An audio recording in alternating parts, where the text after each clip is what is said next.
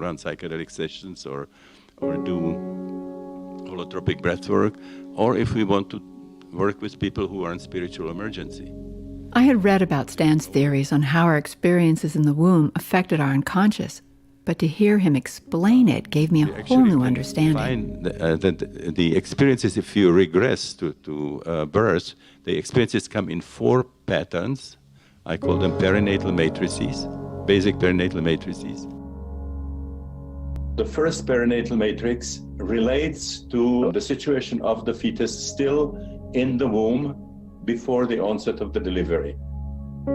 This could be pregnancy, which is a result of planning, of the parents' loving expectation. The mother is physically healthy, is in emotionally good condition.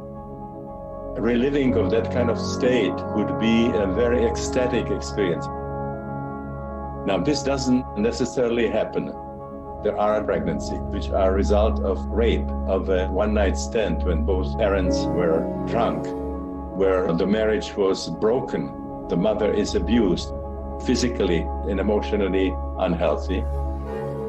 The pregnancy could be so unwelcome that there are attempts at abortion.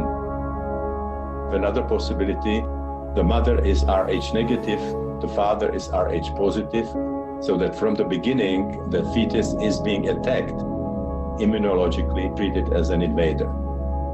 Come 9 months plus minus, this is the onset of the delivery. First hormonal changes, which are then translated into mechanical contractions of the uterus. Each contraction compresses the arteries and interrupts placentary circulation between the mother and the child, which means no supply of oxygen, no nourishment coming in, and there's no removal of metabolic products.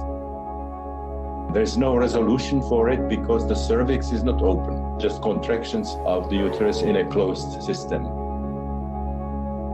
Now, with each contraction, the cervix is being pulled over the head, it's dilating. When it reaches the necessary size, then it's the transition to the third matrix. The contractions continue with all the consequences, but the cervix is now open, so there is this laborious propulsion through the birth canal. Now there are tremendous pressures here, suffocation and the pain generate powerful energy, which has all the qualities of sexual energy. Our first encounter with sexual energy, we were inflicting pain on another organism was inflicting pain on us. We couldn't breathe. There were a lot of pressures and fear.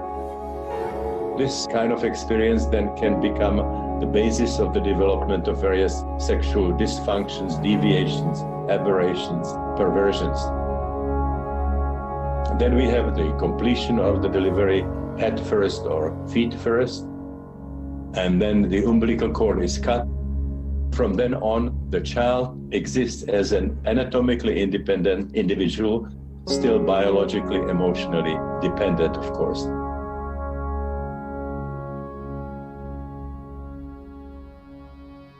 The matrices begin with unity, transition to hell with no escape, then to purgatory, with the end in sight, where you are the victim and the perpetrator and the observer, and finally culminate in freedom and a newfound sense of connection.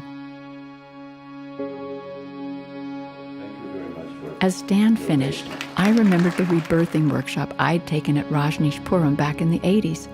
I felt like I was dropping into a deep pit that grew more painful as I descended. Just when I thought I was going to die, I burst through into an ocean of love and light.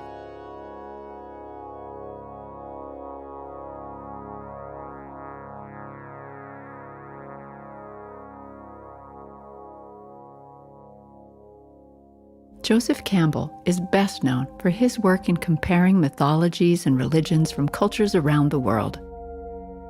He met Stan in the late 60s at a conference in New York City.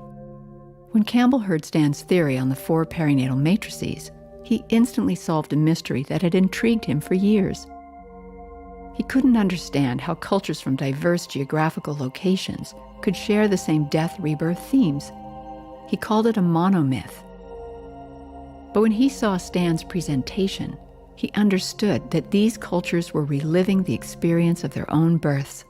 The perinatal matrices, especially the third moving into the fourth, served as the threshold for the hero's journey.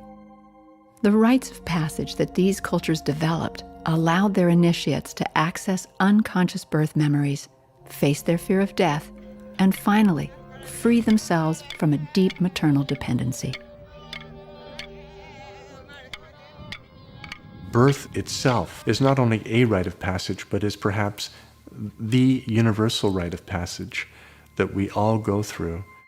Perhaps it's through that experience that we come into the world knowing deeply that if we are to succeed in the ongoing actualization of our potentials, whatever they are as individuals, throughout the life cycle for however long we live, we will need to undergo repeatedly similar rites of passage.